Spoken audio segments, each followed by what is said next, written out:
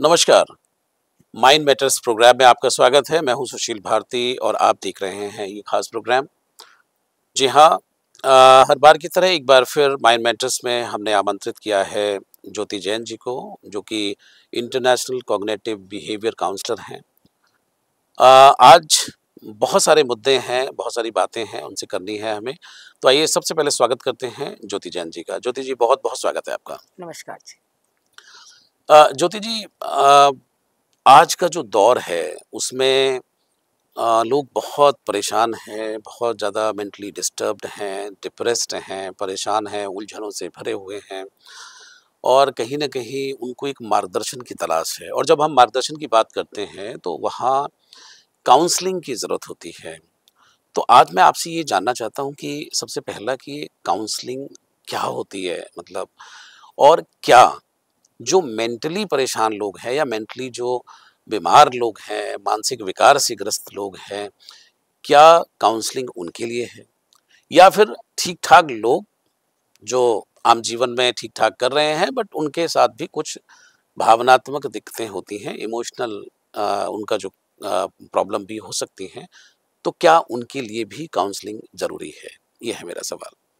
आपने चलिए बहुत ही पावरफुल क्वेश्चन पूछा है कि एक जी, तो काउंसलिंग क्या है और किनको ज़रूरत है, जी। कि ये अवेयरनेस है ही नहीं। हुँ, लोग ये सोचते हैं कि काउंसलिंग सिर्फ मेंटली परेशान लोगों के लिए है या जो इल है उनके लिए, ऐसा हुँ, नहीं है। हुँ, हुँ, काउंसलिंग एक ऐसा प्रोसेस है जिसमें आप अपने emotions, hmm, thoughts, hmm, feelings, hmm, phobias, hmm. Fear okay. आप किसी के साथ शेयर कर पाते हैं। हुँ, और जो आपने कहा कि जो मेंटली इल होते हैं उन्हीं लोगों को लेनी चाहिए क्या, हुँ, एक सर्वे में पता चला है कि हमारे इंडिया में 200 मिलियन लोग हुँ। मेंटली परेशान हैं। 200 मिलियन लोग, मिलियन मतलब जिसमें 20 सिर्फ लाख लोग। जिसमें सिर्फ 10 से 15% लोग ही काउंसलिंग पर जाने की कोशिश करते हैं या ओह! सोचते हैं। ओह! क्योंकि ये जल्दी से लोगों को पता नहीं चलता कि हम मेंटली परेशान हो रहे हैं। हुँ, लोग सोचते हैं ये स्ट्रेस है, ये हुँ, हमारा ओवर थिंकिंग है, ये है। ऐसा नहीं है, इसमें बहुत सारे साइंस है जो हुँ, हम हुँ, अभी बात करेंगे। हुँ, हुँ, और ये साइंटिफिकली प्रूवन भी है, हुँ। काउंसलिंग का जो टेक्निक्स है, जो सीबीटी जिस पर मैं काम करती हूँ, ओके। कॉग्निटिव बिहेवियर थेरेपी, हुँ, हुँ, ये साइंटिफिकली प्रूवन है और ये लोगों के थॉट प्रोसेस को हम लोग एक्चुअली शिफ्ट करते हैं। हुँ, कि जो थॉट है किसी का कि मैं सुसाइड कर लूँ या मैं नकारा हो गया हूँ, मैं हुँ, ये कर नहीं सकता, हुँ, हुँ, मेरे में इतनी हिम्मत ही नहीं है, हुँ, हुँ, या मैं ऐसा नहीं हो पाऊँगा, मैं उस लेवल तक नहीं पहुँच पाऊँगा, हुँ। ये जो सोच है, इसको पॉजिटिवली शिफ्ट कर देते हैं। ओके। और लोग सोचते हैं पॉजिटिवली सोचो तो सब अच्छा होगा, ऐसा भी नहीं है हुँ। कि हाँ, सिर्फ अक्सर लोग यही कहते हैं कि भाई थिंक पॉज़िटिव और इस तरह का गाना लोग बनाते हैं। एग्ज़ैक्टली, तो ये ऐसा नहीं है। हुँ, इसमें बहुत सारे टूल्स हैं जो हम बच्चों लोगों के साथ में हम शेयर करते हैं, उनको हुँ, हुँ, बताते हैं। हुँ, हुँ, हुँ, हुँ। एक तो सबसे बड़ी बात ये होती है ना कि कॉन्फिडेंशियल प्लेस होती है। ओके। खुल के ओपनली बात कर पाते हैं हुँ, काउंसलर से। हुँ, हुँ, आज आप और हम भी हैं, हो सकता है हुँ, अपने फ्रेंड के साथ हम थोड़ा-सा मॉडिफाई करके बात करें। हुँ, हर चीज़ बताना नहीं चाहते हैं क्योंकि हुँ, इट्स नेचुरल। हम हुँ। अपनी हर बात किसी के संग शेयर नहीं कर पाते हैं। जी, बिल्कुल। बट काउंसलिंग एक ऐसी स्पेस होती है जो नॉन जजमेंटली हुँ, आपको एक स्पेस देती है, एक हुँ, सेफ स्पेस हुँ, बेसिकली, हुँ, हुँ, हुँ। कि आप वहाँ पर बैठ के बात कर सकते हैं। तो ओके। This is counselling. बिल्कुल, बहुत अच्छे से आपने खूबसूरती से आपने समझाया। आज मैंने कुछ सवाल भी आपके लिए तैयार किए हैं, तो मैं ज़रा एक-एक करके उन पर आना चाहता हूँ सवालों पे। एक दूसरा सवाल मेरा ज्योति जी ये है कि इंडिया में लोग मेंटल हेल्थ और इमोशंस के बारे में खुलकर बात नहीं करते। आपके एक्सपीरियंस में स्टिग्मा सबसे ज़्यादा किस फॉर्म में दिखाई देता है? स्टिग्मा की बात कर रहे हैं हम। और कैसे ब्रेक होता है? क्योंकि बहुत सारे लोग जो हैं आप देखेंगे कि समाज में स्टिग्मा के शिकार हैं। जी, जो आपने पहले क्वेश्चन कहा था कि लोग सोचते हैं कि पागलपने का इलाज है ये। जी। ये पागलपने का इलाज नहीं है, पहले तो लोगों को ये समझना चाहिए।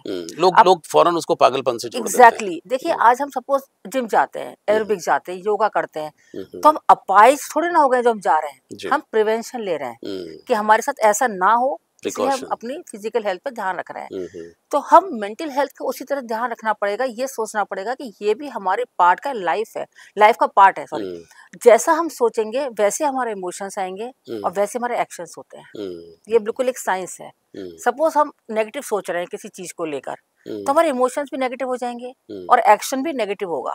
हम किसी को हुँ, मारने लगेंगे, अपना सिर फोड़ने लगेंगे, किसी को गाली देने लगेंगे, तो हुँ, नेगेटिव ही जाएगा हुँ, चीज़ें। हुँ, जैसे नॉर्मल तरीके से होता है ना, किसी को गुस्सा आया तो किसी का सर फोड़ देता है या अपने को हार्म करने लग जाता है। तो जैसे सोच नेगेटिव आई, नेगेटिव एक्शन शुरू हो जाते हैं कि इमोशंस नेगेटिव हो और जाते ऐसे हैं। भी लोग समाज में बहुत ज़्यादा हैं कि जो कहीं न कहीं जिनको दूसरों को परेशान करने में बड़ा सुख मिलता है उनको। ये भी एक मेंटली बीमारी है एक्चुअली हुँ, कि you are being happy seeing hmm, others unhappy. Hmm, ये भी एक बीमारी है हुँ। और मतलब ये उनका है। लक्ष्य भी कई बार ये होता है कि कोई पार्टी हो, कोई भी अच्छा आयोजन हो, उसको किस तरीके से बर्बाद किया जाए। किसी भी व्यक्ति को अगर वो खुश दिख रहा है तो वो खुश है क्यों? क्योंकि वो उसको खुद खुश नहीं है। जी।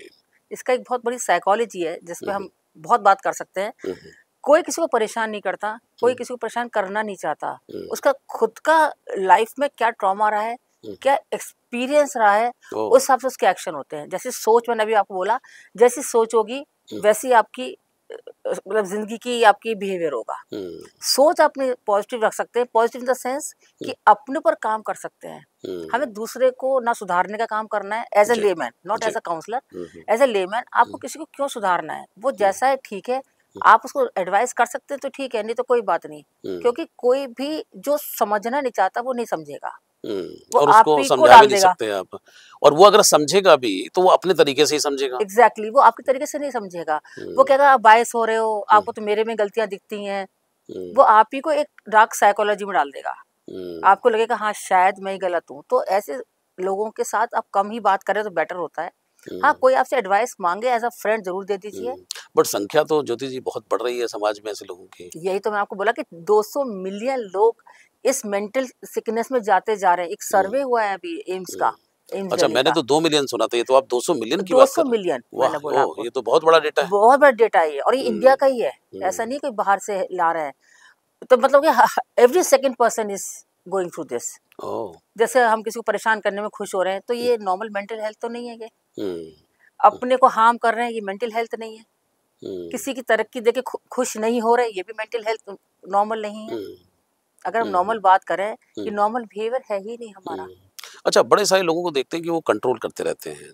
किसी न किसी को कंट्रोल करने की उनकी इच्छा रहती है, बड़ी हार्दिक इच्छा रहती है कि भई ये जो व्यक्ति है इसको ये तो बस मेरा व्यक्ति है, इसको मैं कंट्रोल करूँ। ये डार्क साइकोलॉजी का एक्चुअली पार्ट है ये। ओके। डार्क साइकोलॉजी में यही होता है कि पहले वो आपसे इतना मीठा बोलेगा, पहले आपको पूरी तरह कैप्चर कर लेता है। हुँ, आपको ये रियलाइज़ कराने लग जाता है, ट्रस्ट दे देता है कि मैं ही तेरे लिए सब कुछ हुँ, अच्छा हूँ। हुँ, पहले सबको आपको दुनिया से अलग करेगा, हुँ, आपको अपने कंट्रोल में करेगा, आपको अपने हिसाब से काम करवाएगा, फिर खुद अलग हो जाता है। हुँ, अब जब वो खुद अलग हो गया, आप तो पहले अलग कर दिया उसने आपको हुँ, लोगों से। हुँ। अब जब वो खुद अलग हो गया तो आप डिप्रेशन में चले गए। आप डिप्रेशन में चले गए क्योंकि आपने आपको लोगों से उसने पहले ही काट दिया आपको। एग्ज़ैक्टली तो ये वाली सिचुएशन होती है, ये एक डार्क साइकोलॉजी का पार्ट है ये। ओह! तो जिस पे हमारे पास आते हैं लोग, हम सीबीटी के बात करते हैं, हुँ, जैसे वो करते हैं। हुँ, काउंसलिंग के लिए एक बड़ा अच्छा सा एक किसी शायर ने कहा है हुँ, कि मसले खुद ब खुद हल नहीं होते, हुँ। मसले खुद मसले ब खुद खुद ब खुद हल नहीं होते, हुँ, उनको हल करना पड़ता है।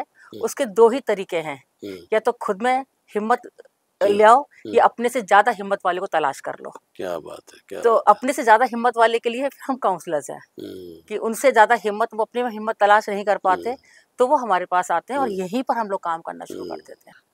तो ज्योति जी, इस सिलसिले को थोड़ा-सा और इसको आगे बढ़ाते हैं। बिल्कुल, तो अगला जो प्रश्न मैंने जो तैयार किया आपके लिए वो ये है कि जैसे अभी आपने थोड़ी देर पहले कॉग्निटिव बिहेवियर थेरेपी की आपने बात की। तो मैं आपसे ये जानना चाहता हूँ कि ये किस तरह से ये काम करती है कॉग्निटिव बिहेवियर थेरेपी और ख़ास तौर पे इमोशंस पे और अ, सबसे ज़्यादा इफ़ेक्टिव कब होती है ये? थोड़ा-सा इसके बारे में भी बताएँ बिल्कुल। हमें। देखिए कॉग्निटिव बिहेवियर थेरेपी ये हुँ, नाम लोगों को समझ में नहीं आता एग्ज़ैक्टली कि क्या जी, है? कई बार हम टर्म्स में उलझ जाते हैं। टर्म्स में उलझ जाते जी, हैं। ये हमारे सोच एंड थॉट्स को पॉज़िटिवली शिफ्ट करता है। ओके। जैसे अगर किसी ने बोला, अपने को ही लगता है जैसे बाद में दूसरा तो कोई बाद में बोलता है, पहले हमारी थॉट अपने लिए आती है हुँ, हुँ, कि ये काम मैं नहीं कर सकता। तो जैसे किसी ने आगे बोला कि मैं इसके इस चीज़ के काबिल नहीं हूँ। हुँ, हुँ, तो एज़ अ काउंसलर मेरा पहला क्वेश्चन होता है कि आपको ऐसा क्यों लगता है? हुँ, कोई ख़ास रीज़न या कोई ख़ास सिचुएशन में आपको ऐसा लगता है या हमेशा ही लगता है? हुँ, कहते नहीं हमेशा तो नहीं लगता, हुँ, कभी-कभी लगता है। हुँ, अब कभी-कभी कब लगता है, किस सिचुएशन में लगता है? हुँ, क्या कोई पास्ट एक्सपीरियंस ऐसा हुआ है कि आप कहीं गए और आपका सक्सेसफुल नहीं हुए, हुँ, तो आपको डर लगने लगा और उसके बाद जब भी वो सिचुएशन आई, आपको ऐसे लगता है कि मैं नहीं कर पाऊँगा ये चीज़। हुँ, तो ऐसी सिचुएशन को निकाल कर उनको एक रिलैक्स फॉर्म में लाया जाता है। Yes you can do, hmm, you have the capability. Hmm, एक बार आप नहीं कर पाए so okay, but next time आप कर पाएँगे। तो हुँ, थॉट प्रोसेस पे हम काम करते हैं। मैंने आपको जैसे बताऊं, मैं ब्रेन सेल्स पर काम करती हूँ, और जो हमारे ब्रेन सेल्स में हमारे जो अलग अलग केमिकल रिलीज होते हैं, कि डोपामिन, सेरोटोनिन जो हमारे होते हैं, वर्क का होता है, फियर का होता है, एमिगडाला होता है, प्रीफ्रंटल कॉर्टेक्स होता है, ये सब अपने अलग अलग काम करते हैं। ओके। और जिसका कोई नेगेटिव वाला, जैसे अमिगडाला की नेगेटिव वाला हमारा ब्रेन सेल का पार्ट है, छोटा सा, ये एलमंड की शेप का होता है, छोटा सा, बहुत छोटा सा होता है, 1 सेंटीमीटर से भी कम का। ओके। ये हमारा अगर ज्यादा स्ट्रांग हो जाता है तो हमारे अंदर डर बहुत लाता है, ओवर थिंकिंग, डर, इस पर हमने फियर। चर्चा भी की थी यस, लास्ट। वो वाला पार्ट है। तो उसको हम थोड़ा सा जैसे स्क्वीज कर देते हैं अपने साउंड थेरेपी जो हम लोग करते हैं फ्रीक्वेंसीज के साथ, क्योंकि whatever we are thinking, हमारे बॉडी पर वो केमिकल रिलीज हो रहा है, वही हमारा मेंटल हेल्थ क्रिएट कर रहा है, वही हमारा फिजिकल हेल्थ क्रिएट कर रहा है। अब कई बार क्या होता है, आपका बहुत स्ट्रेस लेवल बढ़ गया। अब जैसे स्ट्रेस और एंजाइटी में भी फर्क होता है, वो हम आगे बात कर लेंगे, कि स्ट्रेस और एंजाइटी को हम लोग एक ही बात समझते हैं, पर होती नहीं है, वो अलग अलग होती है। स्ट्रेस किसी हद तक अच्छा भी होता है, पर एंजाइटी किसी फॉर्म में भी अच्छी नहीं होती। ओके, चिंता। ज्योति जी, ये तो बात रही कॉग्निटिव बिहेवियर थेरेपी, जिसमें आपने बताया कि किस तरीके से जो लोग अपने आप को अंडर एस्टिमेट करते हैं कि भाई मुझसे नहीं होगा, मुझसे नहीं होने वाला, तो फिर आपने बताया कि किस तरीके से आप उनको मदद करती हैं। थोड़ा सा सिलसिले को और आगे बढ़ाते हैं कि आजकल शादियां जो हैं तो उनमें बड़ी सारी प्रॉब्लम्स हैं, और ऐसा महसूस होना शुरू हो गया है कि pre marriage counselling is must, लेकिन अभी भी लोग कहते हैं कि भाई इसकी कोई ज़रूरत नहीं है। तो आपको क्या लगता है कि कितनी ज़रूरी है प्री मैरिज काउंसलिंग? क्या उससे वाकई फ़ायदा होता है? क्या लोग इससे अपनी शादी को बचा सकते हैं? बहुत सारे इसके साथ साथ जो हैं सवाल जुड़े हुए हैं। एग्जैक्टली, देखिए प्री मैरिज काउंसलिंग तो मस्ट है। मतलब मैं ये कहती हूँ कि जैसे हम शादी से पहले की और तैयारियां करते हैं, हम पंडित जी को शादी से पहले पंडित जी से ग्रह दिखवाते हैं। जी। हमारा इंटेंशन यही होता है कि 2 बच्चे जो साथ अब जिंदगी शुरू करेंगे, उनकी जिंदगी अच्छी से रहे, अकॉर्डिंग टू द प्लैनेट्स और तारे सितारे जो हम अपनी एस्ट्रोलॉजी में मानते हैं कि इनके सबके मैच करने चाहिए। उसी तरीके से इमोशनली कंपैटिबिलिटी भी होनी चाहिए। ओके। देखिए, तारे सितारे मिलाने के बाद भी डिवोर्स होता है। मैं ये नहीं कह रही कि प्री मैरिज काउंसलिंग कर लोगे तो डिवोर्स होगा ही नहीं, पर हाँ, एक बेस बन जाता है, एक ब्रिज बनाने लग जाते हैं। और जैसा हम लोग बोलते हैं ना कि एक हम टीम थॉट प्रोसेस लाते हैं, मैं और तुम नहीं है, मैं वर्सेस तुम नहीं है, ये एक टीम हम बना रहे हैं, and we have to work as a team now. तो हमें ये वाला थॉट जब लाते थे, अब हम की फीलिंग से जुड़ना हम है। की फीलिंग के साथ, तो जब एक लड़का और लड़की अलग परिवेश से देखिए आते हैं, अलग अपब्रिंगिंग होती है, अलग माँ बाप होते हैं, अलग घर की कल्चर होती है, कई बार स्टेट्स अलग होते हैं, उन लोगों के खान पान अलग होते हैं, और जब वो एक साथ मिलते हैं तो नेचुरली चीजें बहुत आसान नहीं होती। पर जब हम वाली फीलिंग के साथ अपनी जिंदगी शुरू करते हैं टीम की तरह से, तो एक दूसरे के संग एडजस्टमेंट्स करना शुरू करते हैं प्रॉपरली। समझौता नहीं, देखिए समझौता तो रिश्ते खराब पड़ता है। एक दूसरे को समझना शुरू करते हैं, एक दूसरे की रिस्पेक्ट आने लगती है। और प्री मैरिज काउंसलिंग में सबसे पहले तो एक्सपेक्टेशंस की बात की जाती है कि what you expect from a partner, male से भी और फीमेल से भी, कि what are the expectation with your partner, what are the fear which you are having. लड़की को भी फियर होते हैं बहुत सारे, लड़के को भी बहुत सारे फियर होते हैं। What you really want that your life should be, what type of life, तो उसमें इसका क्या कंट्रीब्यूशन चाहिए आपको। जैसे कोई मूवी आई थी एक अभी पिछले दिनों, बहुत बड़ी फेमस हुई, कि उसने ये बोला कि भी मुझे तो डांस करना था, मैं डांस करती थी, मुझे घर में ही काम करने के लिए छोड़ दिया। तो यहाँ पर प्री मैरिज काउंसलिंग अगर हो गई होती तो वो पहले से क्लियर कर लिया होता उसने, तो बहुत फर्क पड़ जाता कि उसके इन लॉज को मालूम होता कि she wants to pursue her passion. पर उनका बाय डिफॉल्ट अंडरस्टूड था कि घर संभालेगी, उसका बाय डिफॉल्ट अंडरस्टूड था कि ये मुझे अलाउ करेंगे अपना पैशन फॉलो करने के मान लिए। लिया, मतलब मान लिया दोनों तो तरफ से। माना नहीं जाता, ये बात करनी होती है, ये कुछ भी माना नहीं जाता। देखिए आज हम बिजनेस पार्टनर भी कोई चुनते और हैं, बाद में हम ये भी बात कर रहे होते हैं कि तुम्हें तो ये पता होना चाहिए था, बिल्कुल, है ना? इस तरह की चीजें हम फिर कर रहे होते हैं। जब हम एक बिजनेस के पार्टनर चुनते हैं तो हम इतनी सारी उसका प्रोफाइल चेक करते हैं कि हमारे साथ कैसा काम कर पाएगा। तो हम जब लाइफ पार्टनर चुन रहे हैं तो एक प्रोफाइल चेक, ये नहीं कि 2 मिनट मिले बैठे अच्छे से मुस्कुरा मुस्कुरा के बात करिए और हो गया। यहाँ प्रॉब्लम आती है, चाहे अरेंज मैरिज हो चाहे देखिए लव मैरिज हो, एक इमोशनल कंपैटिबिलिटी होना बहुत जरूरी है, यहाँ काउंसलर्स का काम होता है।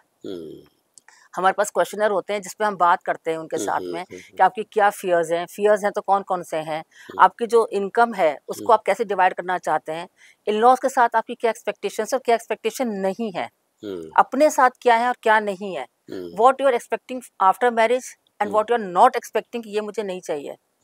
तो ये सारी जब बात होती है तो बहुत एक सुंदर सा एक मन में विचार आते हैं और जो नेगेटिव डर फियर होता है वो निकल जाता है, एटलीस्ट क्लैरिटी आ जाती है। एग्जैक्टली क्लैरिटी पे हम लोग काम करते हैं कि भी क्लैरिटी आ जाती है। और ये मेरे को लगता है ये हमारे इंडिया में समझ लेना चाहिए कि pre marriage counselling should be must. अब टाइम आ चुका हाँ, जैसे देखिए शादी की हम तैयारियां करते हैं, हम लोग वेन्यू करते हैं, शॉपिंग पे जाते हैं, साड़ियाँ चूज बहुत करते बड़ा हैं, आयोजन होता है, करोड़ों इतना रुपए बड़ा खर्च होते ये इतना बड़ा हैं। आयोजन कर रहे हैं, करोड़ रुपए कर रहे हैं, हम लोग रिश्तेदार को इनवाइट कर रहे हैं, कार्ड दे रहे हैं, इतनी सारी तैयारियां कर रहे हैं। उस तैयारी में ये वाली तैयारी कैसे भूल जाते हैं जो एक लाइफ उन बच्चों की स्टार्ट होने वाली है। ये तैयारी सबसे पहले होनी चाहिए कि इनमें कंपैटिबिलिटी है भी या नहीं है। हम लोग बस फैमिली देखते हैं, हाँ लड़का पढ़ा लिखा है, लड़की पढ़ी लिखी है, अच्छा जॉब है, अच्छा ये है। बहुत सारे आप मानेंगे नहीं जो मेरे पास आते हैं, अभी लेटेस्ट कोई आया था, 2 साल का रिलेशनशिप था उन लोगों का, दे वर इन लिविंग रिलेशनशिप, अभी साल नहीं हुआ है शादी को and they are planning to divorce. तो आज की अचानक क्या हुआ, तो वही बात हुई कि that was not emotional compatibility, that was just a compatibility. यहाँ फर्क आ जाता है। बिल्कुल। ज्योति जी, अभी एक छोटी सी केस स्टडी मेरे सामने आई है। एक लड़की की वो घर में 3 बहनें हैं, बड़ी लड़की है घर की। पिता ने आनन फानन में उसकी शादी थी तय की अक्टूबर में, और नवंबर में उसकी शादी थी। शादी के मंडप में लड़की बैठी हुई है। वहाँ पे जो भारतीय जो परंपराएं हैं, रीति रिवाज है कि जूता चुराने की रस्म है, और वहाँ पर जो लड़की का जो फूफा है उसने कह दिया उस जो लड़की जूते चुरा रही थी कि ये क्या दे देंगे तुम्हें, कोई लाख रुपए थोड़ी दे देंगे। और ये बात सुनते ही लड़के वालों ने लाख रुपए फेंकने शुरू कर दिए, और वो लड़की जो थी, वो जो शादी जो थी, दैट वाज कॉल्ड ऑफ। फेरे पड़ने से पहले ही that was called off, and लड़की जो है वो घर है। तो लड़की वो कह रही थी कि मुझे मेरा सपना जैसा लगता है कि अक्टूबर में मैं अपने घर थी, उसके बाद नवंबर में मैंने शादी की, शादी के मंडप तक गई, और आज मैं फिर वापस घर हूँ। तो यहाँ जो है, आपने कहा कि काउंसलिंग लड़के और लड़की की तो ठीक है, बट इनकी काउंसलिंग कौन करेगा? इनकी भी होती है काउंसलिंग जो है, देखिए फूफा जी तक तो नहीं होती, हाँ पर पेरेंट्स तक तो होती है जी, इन क्योंकि लॉज तक हमारे तो। समाज में तो परिवार शादियां करते हैं। हाँ पर देखिए वही है कि शादी एक लड़का लड़की की नहीं होती, शादी हमारे इंडिया में परिवारों में होती है। जी। तो एक तो देखिए थर्ड पार्टी इंटरफेरेंस बिल्कुल बंद हो जाना चाहिए। हम्म कोई फूफा जी हो, कोई मामा जी हो, कोई चाचा जी हो, दे शुड बी टोल्ड कि this is your limit, please don't cross it. Hmm क्योंकि अननेसेसरी बोलने की आदत हम भारतीयों में बहुत है, बहुत ज्यादा है। और हम जबरदस्ती बोल के कूल बनने की कोशिश हाँ, करते और हैं। दुर्भाग्य से ये है कि शादी के समय पे काम ही काम, मतलब टाइम ही टाइम होता है। बस क्योंकि देखिए जो लड़का लड़की है उसके घर वाले हैं वो हाँ तो ओवर बिजी हैं, हाँ, बाकी सब फालतू हैं। बस सब तो फालतू। वो सब कहीं तो टाइम पास हाँ, करेंगे, स्पेक्टेटर हैं वो। और कुछ तो लोगों की कुछ बोलने की आदत होती है, कुछ तो बोलेंगे जब आए हैं तो हम्म दे विदाउट थिंकिंग कि हमारे बोलने का इम्पैक्ट क्या होगा। तो इतने मेच्योरिटी तो देखिए लड़के में भी और लड़के की पेरेंट्स में भी होनी चाहिए थी, और लड़की की में और लड़की के पेरेंट्स में भी होनी चाहिए थी कि this person is just a फूफा। आज ये बारात में नाच रहे हैं, कल ये दिखाई भी नहीं देंगे घर में कल से। तो ये मेच्योरिटी होनी चाहिए हर किसी में। ये शादी कॉल ऑफ करने का कोई रीजन था नहीं वैसे, क्योंकि अगर लड़के के फादर ने बोला होता तब तो समझ में तब तो आता कि समझ इन में लोगों की मेंटेलिटी ऐसी है इस फैमिली की, और इसी फैमिली में लड़की जाके रहेगी, तो ये मेंटेलिटी अच्छी नहीं है। बट अगर कोई ऐसा आउटसाइडर रिश्तेदार बोल रहा है तो I think that person should be ignored. Some people are meant to be ignored, simple है। अब जैसे बोलते हैं ना कि अगर उस टाइम उनके फादर कुछ स्टेप ले जाते फूफा जी के खिलाफ तो हो सकता है वो बुरा मान जाते। तो उसके लिए बहुत अच्छा शेर मुझे याद आया बात करते करते कि जरूरी नहीं है सबके दिलों में धड़कना, कि जरूरी नहीं है सबके दिलों में धड़कना, कुछ लोगों की आंखों में खटकने का भी अपना अलग ही मजा है। क्या बात है, तो ये अगर फूफा जी की आंखों में खटक जाते फादर, तो कोई प्रॉब्लम नहीं होती, तो शादी शायद बच जाती। तो बिल्कुल। आप खटक जाइए उस टाइम, जरूरी नहीं है कि आप उनके दिलों में धड़कें कि भाई मेरे तो साले साहब ने बड़ी इज्जत दी मुझे। उनका बच्चों का देखिए कितना बड़ा ट्रॉमा हो गया लाइफ लॉन्ग, उनके लड़के के लिए भी हो गया जो लड़का था। तो इट्स नॉट नेसेसरी आप सबको खुश करते रहें बैठकर। आप फूफा जी ठीक हो सकता है बहुत रिस्पेक्टेबल हो, उनकी बहुत चलती हो घर में, ये हो जाता है कई बार, तो नहीं उनके अगेंस्ट बोल सकते, बट जाके लड़की के फादर को बोल देते वो कि जस्ट इग्नोर हिम, हम लोग तो आपस में एक दूसरे को अंडरस्टैंड करते हैं। This is for pre marriage counselling. Okay, बहुत बढ़िया। ज्योति जी, अगला सवाल लेते हैं कि पोस्ट मैरिज के बाद जब रिलेशनशिप में प्रॉब्लम आती है, बहुत सारे रिलेशनशिप में आ रही है आजकल प्रॉब्लम, तब कपल काउंसलिंग कैसे कैसे हेल्प करता है? और स्पेशली जब कम्युनिकेशन ब्रेक हो गया हो, क्योंकि सबसे पहला जो आघात होता है वो ये होता है कि व्यक्ति बात करना बंद कर देता है। ये सबसे बड़ी प्रॉब्लम है कि कम्युनिकेशन ब्रेक होता है। जी। देखिए कहते हैं बातचीत से तो बड़े बड़े मसले हल हो जाते हैं, हम्म। बातचीत से हम्म। तो यहाँ बातचीत नहीं होती है, कोल्ड संवाद ही नहीं वॉर। है। एग्जैक्टली कोल्ड वॉर शुरू हो जाता है हम्म। कि मैं तुझसे कुछ कहूंगा ना तू मुझसे कुछ कहे, हम्म। बस हम्म। आएगा घर में हम्म। और आके चला हम्म। जाएगा। लेकिन जैसे बॉडी लैंग्वेज बहुत कुछ कह रही है। बॉडी लैंग्वेज बहुत कुछ कह रही है, इग्नोर कर रहा है, आप सामने बैठे हैं वो आपकी वाइफ इग्नोर कर रही है, हम्म। या वाइफ बैठी है हस्बैंड इग्नोर कर रहा है हम्म। चीजों को। बस एक हम्म। काम की बात कर ली कि सुबह क्या टिफिन में लेके जाओगे या नहीं खाओगे, या मैं कल बिल्कुल। लेट आऊंगा, बस 2 वर्ड्स आंसर क्वेश्चन। बिल्कुल, और कुछ लोगों को मैं जानता हूँ कि जो ऐसे गाने गाते हैं उस समय पे, विशेष तौर पे मर्द लोग, मुझे मुझे पता चला है कि जो उनको हर्ट करते हैं, ऐसा भी होते हैं। और वो जब उनसे पूछा जाता है कि भाई ये गाने क्यों गा रहे हैं, तो कह रहे मेरा मन हुआ है ये गाने गाने का। देखिए मन तो वही है, जैसी सोच मैंने आपको 2 मिनट पहले बोला था जी। कि जो आप सोचते हैं वही आपके इमोशंस बनते हैं, वही आपका बिहेवियर है। हुँ। तो अगर उस पार्टनर के लिए सोच नेगेटिव है तो हुँ। दिमाग में गाने भी वैसे वाले आएंगे हुँ। कि जब दिल ही टूट गया तो जी के क्या जी, करेंगे, या जी, व्हाटएवर, बिल्कुल, जैसे भी जो बिल्कुल, भी गाने बिल्कुल। आएंगे। धोखा है, धोखा है। ऐसे। मतलब एक एक शेर याद आ रहा है, जी, मैं आपको सुनाऊंगी बीच में। जी। तो कि बोलते ना कि जब तक हम उससे नहीं मिले थे तब तक बड़ा वफादार लगता था, हुँ। जब मिले तो पता चला कि ये तो अदाकारा था। वाह! क्या बात है, क्या तो बात है। ये हुँ। जब तक आप हस्बैंड वाइफ नहीं बनते हैं तब तक हुँ। आपको बड़ी वफादारी दिखती है एक दूसरे की। हुँ। पर जैसे ही आप हस्बैंड वाइफ बनते हैं तो लगता हुँ। है ये तो बड़ी एक्टिंग करता था, ये तो हुँ। अदाकार निकला, ये हुँ। तो बड़ा मुझसे वादे करता था, जी, पर बिल्कुल। ये तो कुछ नहीं है। ये जो मेरी वाइफ बनी है हुँ। ये तो बड़ी सारी बातें करती थी, हुँ। पर मैं कि और आज पता चलता है ये तो मुंह सड़ा के बैठी रहती है। हुँ। देखिए कोई भी ऐसा नहीं चाहेगा कि हुँ। वो अपना घर तोड़े, हुँ। पर समझने की प्रॉब्लम होती है। हुँ। रिश्ते चलते हैं समझने से, जो हुँ। मैंने आपको थोड़ी देर पहले बोला था जी, कि बिल्कुल। जब जितना आप समझोगे एक दूसरे को उतने रिश्ते चलेंगे। अंडरस्टैंडिंग। समझौता करते करते तो रिश्ते बिगड़ जाते हैं, हुँ। क्योंकि जब समझौता कर रहे हो बार बार रिश्तों में हुँ। तो कब तक समझौता करोगे, एक लिमिट पे आके एग्जॉस्ट हो जाओगे आप। हुँ। और जो एग्जॉस्टनेस आएगी वो हुँ। फिर वॉल्केनिक तरह फटती है, हुँ। ज्वालामुखी बनती है, हुँ। और कितनी फटनी चाहिए फिर पैरामीटर नहीं होता। हुँ। कई बार कहते हैं ना हम तो ऐसा सोच ही नहीं रहते कि हमारे संग लाइफ में ऐसा हो जाएगा, पर हो हुँ। गया हुँ। कि अब 20-25 साल तक एक चीज बर्दाश्त करते जा रहे हैं, करते जा रहे हैं, करते जा रहे हैं, एक दिन गुस्से में आके हमने लाइफ एंड कर ली, हुँ। या अब बर्दाश्त करते जा रहे हैं, करते जा रहे हैं, आप घर छोड़ के चले गए हुँ। और फिर आपका आने का मन ही नहीं हुआ वापस। तो हुँ। ये कभी भी प्री प्लान नहीं था। हुँ। उस लेडी ने कभी सोचा नहीं था शायद कि मैं घर छोड़ दूंगी, घर हुँ। छोड़ के चली जाऊंगी, बच्चों को छोड़ जाऊंगी। Hmm. But over the period of time उसका थॉट प्रोसेस इतना ज्यादा अंदर प्रेशराइज फील कर गया हुँ। हुँ। कि जिस दिन फटा हुँ। वो प्रॉपर एक्शन ले ही नहीं पाई। हुँ। इसलिए बोलते हैं जब इससे पहले की चीजें बिगड़े, go and seek a professional counsellor. Hmm. हमारे इंडिया में बहुत कमी है इस चीज की, हुँ। अवेयरनेस की कमी है, हुँ। हुँ। और काउंसलर्स की ही कमी है एक्चुअली। एक बारीक सवाल कि जब, जैसे आपने कहा कि गुस्सा था और मतलब वो फट पड़ा और उसके बाद वो व्यक्ति निकल गया उस रिश्ते के अंदर, तो 90% रिश्तों के अंदर ये देखा गया है कि एक रिग्रेशन साथ में जुड़ जाता है, फिर वो रिग्रेट करना शुरू कर देते हैं, सेकंड डे थर्ड डे ही वो मामला शुरू हो जाता है। फिर उसको पैचअप करने के लिए फिर बहुत जद्दोजहद की ज़रूरत होती है, तो वहाँ क्या काउंसलर का रोल होता देखिए है? जो पैचअप आपने बोला और जद्दोजहद करनी पड़ती है। हुँ। हुँ। अब जैसे कई बार लेडीज कहती हैं हुँ। कि तुम तो मुझे समझते ही नहीं हो। हुँ। ये बड़ा हुँ। एक सेंटेंस कॉमन है हुँ। लेडीज के हुँ। साथ हुँ। कि मेरा हस्बैंड तो मुझे समझता ही नहीं है, अपनी ही सोचता रहता है, हुँ। मेरे दिल हुँ। में क्या चलता है उसको हुँ। समझ में नहीं हुँ। आता।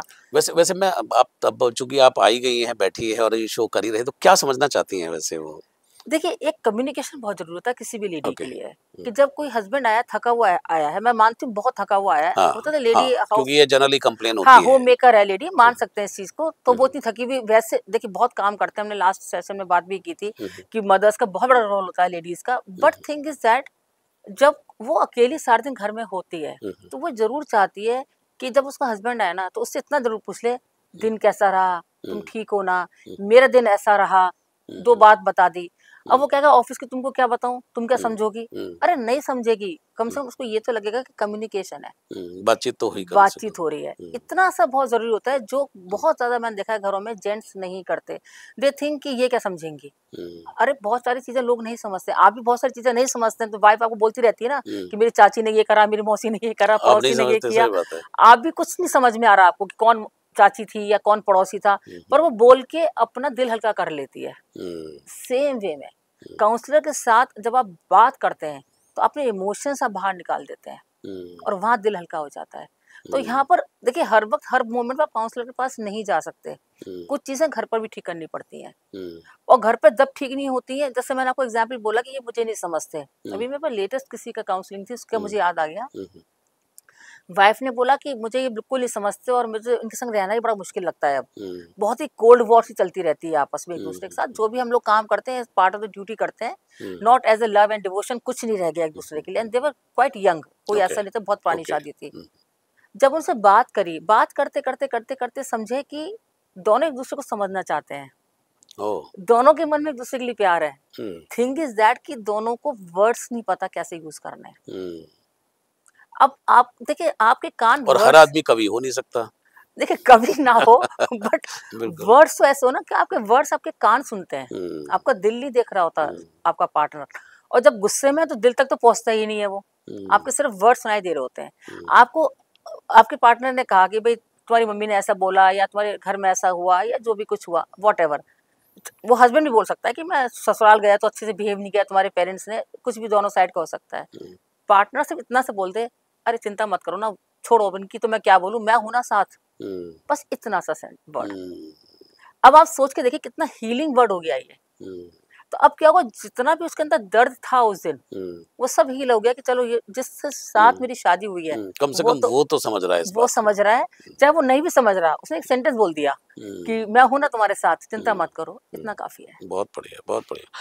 बड़ा सही आपने कहा कि पोस्ट मैरिज काउंसलिंग भी अपने आप में बहुत इम्पोर्टेंट है। ज्योति जी, सवाल अगला ये है कि जो जनरल रिलेशनशिप है, जनरल रिलेशनशिप काउंसलिंग सिर्फ कपल के लिए होती है क्या, या ये फैमिली मेंबर्स, फ्रेंड्स या सिबलिंग के बीच भी हो सकती है? 100%। जनरल रिलेशनशिप काउंसलिंग की यस, बात हो रही 100% हो सकती है। है जी। हम सिर्फ कपल्स की इसलिए बात करते हैं, कपल्स की बात ओपन आ जाती है कि उसमें ओके। डिवोर्स है। हम्म, बहन भाई डिवोर्स नहीं कर सकते, हम्म, वहाँ पे कोई ऐसा ऑप्शन नहीं है, या तो रिश्ता है या रिश्ता नहीं है। हम्म, तो वहाँ पे कोई काउंसलिंग पे जाता नहीं है, ओके। सबसे ईजी लगता है लेकिन रिश्ता तोड़ दिया, हम्म, भाई ने बहन से बात करनी बंद कर दी, बहन ने भाई से बात करनी बंद कर दी, बात हम्म, खत्म हो गई और हम्म, यहाँ से रिश्ते खराब हो जाते हम्म, हैं। काउंसिल देखिए, कुछ ना कुछ तो एक ग्रीफ होता ही है अंदर, हम्म, जिसके से रिश्ते खराब होते हैं। जी जो बिल्कुल। बच्चे साथ में पले बड़े हैं एज ए हम्म, बहन भाई, हम्म, अब वो एक दूसरे की शक्ल देखना नहीं चाहते, हाँ, एक दूसरे से मिलना नहीं चाहते, एक दूसरे की बिल्कुल। बात करना नहीं चाहते, एक दूसरे हम्म, की बात सुनना नहीं चाहते। हम्म, कोई कहता है तुझे पता है तेरी बहन के यहाँ क्या हो रहा है, अरे हम्म, छोड़ यार नहीं सुनना, हम्म, तेरे भाई के संग ऐसा हुआ, छोड़ मुझे नहीं सुनना, इस हद तक नफरत आ जाती है। तो यहाँ काउंसलिंग में पता चलता है, पर फिर again the same thing, both the parties should want to reconcile with each other. Hmm, अगर एक पार्टी चाह रही है कि मैं रिश्ता स्टार्ट कर दूं और दूसरी पार्टी कह रही है कि मुझे तो करना ही नहीं है अपने हम्म, भाई के साथ या बहन के साथ, हम्म, तो काउंसलर कुछ नहीं कर सकता। काउंसलर जब बीच में आता है, जब दोनों पार्टीज रियली वांट कि हमें चीजें हम्म, ठीक करनी है, पर मन मुटाव बहुत हो गया है, वो हम्म, हमको मन मुटाव ठीक करना है। आजकल ये भी है ज्योति जी, जैसे पुराना जो समय जो था तो उसमें लोग मिल करके रहते थे, थोड़े आसपास में रहते थे, थोड़ा सा लोगों के पास इतनी ज़्यादा संसाधन सुविधाएं दुनिया भर की चीज़ें नहीं थी लोगों के पास, तो फिर भी लोग निभा लेते थे, बात करके रिश्तों को सुधार लेते थे, मैं कहूँगा। लेकिन आज के समय में हर व्यक्ति कहीं न कहीं पैसे धेले को लेकर के भी सक्षम है। फिर वो जिस घर में बैठा हुआ है, जो उसके आस-पास के यार, दोस्त, पार्टियाँ जो भी हैं, तो उसने अपने समय को डिवाइड कर लिया है। तो वो बोलते हैं कि ठीक है, भाड़ में जाओ, मुझे क्या लेना-देना। हर व्यक्ति का कहीं न कहीं मन के अंदर ये भाव जो है, वो है। आपको लगता है कि ये जो एटीट्यूड है, ये ठीक है, उन्होंने अपने जीने का एक तरीका तलाश लिया है, लेकिन जो उनके अपने थे, ख़ास थे, क्या उनसे दूर रह कर के वो सही रह पाते हैं? या ये एक आर्टिफ़िशियल लाइफ़ जो है जीना शुरू कर देते हैं? आर्टिफिशियल लाइफ जीना शुरू कर देते हैं, जी। क्योंकि देखिए कहते हैं ना, कितना भी लाठियां मार लो हुँ, पानी अलग नहीं हुआ पानी नहीं करता। फटता, बिल्कुल सही बात तो है। आप जितनी लाठियां मार लें पानी पर, पानी अलग नहीं होता। हुँ, रिश्ते कभी भी, जो हुँ, खून के रिश्ते हैं वो कभी अलग हो भी नहीं सकते। हुँ, वो कहीं ना कहीं एक दूसरे को कचोटते रहते हैं, याद आती रहती है, परेशान होते रहते हैं, हुँ, पर ईगो इतना ज्यादा है हुँ, कि मुझे, मैं क्यों पाइल्ड अप बात हो करूं, गया है, बिल्कुल ठीक मुझे है। बात नहीं करनी। वो अपने आप को समझता क्या है या वो अपने आप को समझती क्या है, वो जो है भी। क्या? हाँ, बिल्कुल, अहंकार, एक जो अहंकार। अहंकार आता है ना अंदर जी। से, हुँ, वो रोकता है। हुँ, और मैं हमेशा कहती हूँ किसी भी रिश्ते में, चाहे वो हस्बैंड वाइफ का हो, बहन भाई का हो, हुँ, आपस में, या 2 भाइयों का हो, हुँ, हुँ, या किसी का भी हो, थर्ड पार्टी इंटरफेरेंस नहीं होना हुँ। चाहिए। लेकिन कई बार थर्ड पार्टी इंटरफेरेंस जो है वो आपस में, तो भाई-भाई के रिश्ते हो या बहन-भाई के रिश्ते, उसमें वो करवा भी देते हैं लड़ाइयाँ, और उसके बाद जब कोई बात होता है, कोई आयोजन होता है, तो वहाँ पे ऐसे भी दिखाते हैं कि देखो हम तो कितने साथ हैं सभी लोग। यही होता है, यही होता है कि जैसे बोलते हैं ना कि 2 बिल्लियों की लड़ाई में बंदर मज़े ले रहा होता है। हाँ। ये वो कहानी बनती है हुँ, कि आपके रिश्तेदार को क्या लगता है कि दोनों हाथ में लड्डू होने चाहिए। हुँ। इसके साथ भी मैं हूँ, मैं तो इसके साथ भी हूँ। इलाज क्या है ऐसे रिश्तेदारों का? आउट। आउट। देखिए, आप एज़ अ हस्बैंड वाइफ से ज़्यादा रिश्ता कोई, ज़्यादा मैं कहती हूँ स्ट्रॉन्ग रिश्ता नहीं होता। हुँ, हुँ। अगर मैं हस्बैंड वाइफ की बात करूँ तो जी, इससे ज़्यादा बिल्कुल, स्ट्रॉन्ग बहुत रिश्ता कोई क्लोज़ेस्ट। नहीं है, यस, यस, और यस। इससे ज़्यादा कच्चा रिश्ता कोई नहीं है। हुँ, अगर बॉन्डिंग देखें तो हम 7 जन्मों की बात करते हैं, हुँ, और हुँ, अगर बॉन्डिंग टूटती है तो 7 घंटे में अलग हो जाते हैं। हुँ, तो बिल्कुल। बहन-भाइयों का रिश्ता ना तो 7 जन्मों का हुँ, बोला हुँ, जाता है, हुँ, हुँ, ना ही हमें ये कहा जाता है कि टूट हुँ, सकता है। हुँ, ये टूट भी नहीं सकता और 7 जन्मों का भी नहीं बोला जाता। हुँ, तो इसमें एक-दूसरे को, आप लोग जितना बहन को ऐसा भाई समझती है, भाई हुँ, को बहन समझता है, इतना कोई आउटसाइडर कैसे समझेगा? हुँ, अगर मेरे किसी रिश्तेदार को मुझसे ज़्यादा मतलब है या काम है, हुँ, तो वो जा आके मुझे ही कुछ ना कुछ कह रहा होगा, नहीं मुझे तो पता है तुम ठीक हो, तेरा हुँ, भाई ऐसा ही है, हमें हुँ, शुरू से पता है, ये तो ऐसे ही था, हुँ, क्योंकि उससे मतलब नहीं है। हुँ, और अगर भाई से मतलब है तो बोलेगा, अरे हमें पता है तेरी बहन शुरू से कैसी थी, छोड़, हुँ, हुँ, मतलब हुँ, इग्नोर मार उसे अब, हुँ, मत ध्यान दे, अगर इतने घमंड दिखा रही है तो छोड़ दे उसे। वो दोनों जगह लड्डू लेगा। ये हुँ, देखिए बहुत कड़वी सच्चाई है, पर ये सच्चाई ये है सच्चाई है। कि बहुत रेयरेस्ट ऑफ द रेयर रिश्तेदार होते हैं जो हुँ, अनबायस होके बात करते हैं। हुँ, कुछ तो ये बीच में भी बोलेंगे और फिर ये भी कहेंगे, और हम बीच में कैसे बोलें?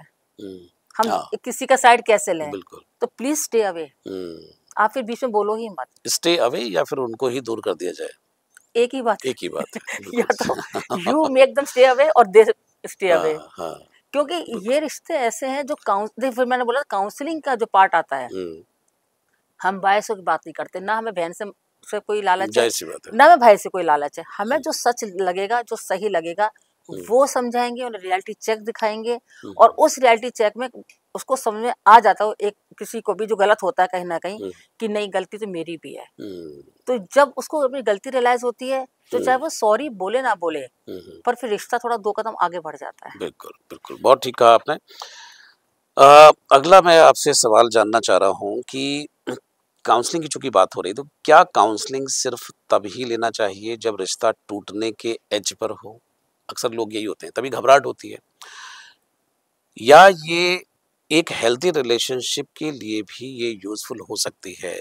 वो बोलते हैं कि दुःख में सुमिरन सब करें, सुख में करे ना कोय, जो सुख में सुमिरन करे दुःख काहे को होय। ये तो कहावत भी एग्ज़ैक्टली, है। बहुत सही आपने बोला कि जी, जो सुख में सिमरन कर लेगा तो दुःख आएगा ही नहीं। हाँ, बिल्कुल। भगवान के मंदिर हम जब भागते हैं, जब हमें लगता है कि अब चारों तरफ से दरवाजे हाँ, बंद हैं, बंद हो गए, अब घबराहट शुरू हुई है। यही काउंसलिंग में होता है। हुँ, जब दिखता है कि अब कोई रास्ता नहीं है, बिल्कुल डिवोर्स पे जा रहा है केस, हुँ, या हुँ, हस्बैंड वाइफ का रिलेशन के अलावा भी, जैसे अगर माँ बेटे का रिलेशन भी है, हुँ, हुँ, कि जब बहुत, अभी आपने देखा कि अभी पता चला था किसी एक जगह पर कि ओल्ड हुँ, एज होम में हुँ, हुँ। बड़ी गलत तरीके से रखी जा रही हाँ, थी नोएडा का ही लेडीज, केस था नोएडा का एक। केस हाँ, था। बिल्कुल। तो आप सोचिए कि इस स्थिति में रिश्ते खराब हो जाते हैं कि बच्चे अपने पेरेंट्स को वहाँ छोड़ देते हैं। वहाँ छोड़ देते हैं। उनके हाथ बंधे हुए थे तो वो ऐसे अचानक, रिश्ते बिल्कुल। खराब क्यों करने होते हैं? आप हुँ, काउंसलर के पास क्यों नहीं जाते हैं? हुँ, हो सकता है बेटा गलत हो सकता है माँ भी गलत हो। हुँ, देखिए गलत, जैसा अगर हम बोलते हैं कि अगर सपोज़ माँ कभी यंग भी रही होंगी, हुँ, तो वो कभी हो सकता है गलत माइंडसेट की भी हों। अब वो हुँ, ओल्ड हो गई डज़न्ट मीन कि वो हर बात में सही होंगी। हुँ, ये भी हो सकता है, हुँ, बच्चे सही भी हो सकते हैं, पेरेंट्स भी गलत हो सकते हैं। हुँ, ये डिसाइड आप मत करो, लेट द काउंसलर टेल। और हुँ, हम एज़ अ काउंसलिंग में मैं किसी को एडवाइस नहीं देती कभी भी। हुँ, मैं उनका थॉट प्रोसेस पे काम करती हूँ कि हुँ, सिचुएशन यही है, हुँ, अब आप देखो आपको कैसे करना है। हुँ। जैसे एग्ज़ाम्पल है, छोटा-सा जैसे एग्ज़ाम्पल देके बताती जी, हूँ बिल्कुल। कि सपोज़ मैंने आपको टेक्स्ट किया, हुँ, हुँ, किसी ने मतलब टेक्स्ट किया किसी को, हुँ, व्हाट्सएप पे करा और उसका हुँ, आंसर नहीं आया। हुँ, अब मैंने देखा 2 घंटे हो गए टेक्स्ट करे हुए, आंसर ही नहीं दिया। हुँ, ये समझता क्या है अपने आप को? हुँ। मुझे इग्नोर कर रहा है। अच्छा, नीला भी हो गया है, हाँ, देख भी लिया अच्छा है। कई बार क्या होता है ना, आप काम करते-करते देख हाँ, लेते हैं पर आप हुँ, आंसर नहीं कर पाते, क्योंकि हुँ, आप, अब कई बार जैसे मैं काउंसलिंग ले रही होती हूँ, हुँ, किसी का एकदम मैसेज बजता है तो मैं देख लेती हूँ, हुँ, पर काउंसलिंग के टाइम पे मैं आंसर नहीं कर पाती। हाँ, क्योंकि मैं टाइप नहीं कर सकती, मैंने बस देख लिया ठीक है आया है, मैं बिल्कुल। बाद में बात करती हूँ। अब किसी ने देखा कि 1 घंटे की काउंसलिंग है जैसे, अब 1 घंटे तक आंसर नहीं आया, वो कहेगी भई बड़ा घमंड आ गया है इनके अंदर, तो मुझे इग्नोर कर रही हैं ये बिल्कुल, तो तो। वो 1 घंटे 2 घंटे में उन्होंने पूरी स्क्रिप्ट लिख ली। पूरी स्क्रिप्ट लिख ली, हुँ, पूरा अपनी सोच बदल ली, हुँ, सोच से इमोशंस भी आ गए हुँ, और बिहेवियर ये आ गया कि अब मुझे मिलेगी ना, मैं इससे बात ही नहीं करूँगी। हुँ, इससे दूरी बना के रखनी पड़ेगी, अपने को बहुत घमंड आ गया है, इसको ये आ गया है, वो आ गया है, आपने 50 अपने थॉट प्रोसेस हुँ, ओवरथिंकिंग कर और ली। जबकि ऐसा कुछ था ही नहीं। ऐसा कुछ था ही नहीं। हुँ, और इसका एक सिचुएशन ये भी हो सकती थी, थॉट की जब हम बात हुँ, करते हैं, यार कहीं बिज़ी होगी, जब फ्री होगी तब कॉल कर हुँ, लेगी या मैसेज कर फँसी देगी। होगी कहीं तो पे। वहीं की वहीं चीज़ें खत्म हो हुँ, गई। तो पहले सिचुएशन में क्या हुआ, आप हर्ट बहुत हुए, हुँ, एंगर बहुत आया। हुँ, दूसरी सिचुएशन में कुछ हर्ट नहीं हुआ, हुँ, एक नॉर्मल रहा सिचुएशन, हुँ, और नॉर्मल सिचुएशन में आपने लिया भी नॉर्मली कि हुँ, ठीक है कोई नहीं, जब बाद में फ्री होगी तब मिला लेगी या हुँ। बात कर हाँ, लेगी। कोई वजह रही होगी। This is the way we, hmm, जैसे कहते हैं ना, we hmm, communicate with our clients. Hmm, hmm, और यही थॉट प्रोसेस हम काम करते हैं हुँ, कि सिचुएशन जरूरी नहीं है आपके लिए गलत ही हो, हुँ, आप ओवर थिंकिंग बहुत करते हो। जैसे मैंने आपसे कहा था ना, स्ट्रेस और एंग्जाइटी में फर्क होता है, हुँ, वो हम अभी बात करते हैं उसके हुँ, मामले में। बिल्कुल। बहुत बढ़िया आपने बताया। एक अगला जो सवाल है ज्योति जी, वो ये है कि ग्रीफ जो है, जो दुःख है, पीड़ा है, कष्ट है जो, ग्रीफ काउंसलिंग के बारे में लोग अक्सर सोचते हैं कि सिर्फ़ डेथ के बाद होती है नहीं? कि भई व्यक्ति चला गया और उसके बाद ग्रीफ काउंसलिंग हो रही है। लेकिन आपने बताया था कि ग्रीफ और भी कई फॉर्म में होती है नहीं? कई फॉर्म में ग्रीफ हो सकती है। तो थोड़ा-सा ये ग्रीफ का जो फंडा है लाइफ़ में, इसको थोड़ा-सा समझना चाहते हैं। देखिए, ग्रीफ काउंसलिंग सबसे बड़ी तो ग्रीफ तो वही है, loss of hmm, hmm. Death of hmm, hmm, somebody, hmm, loss है हुँ, किसी का, हुँ, पर्सन का।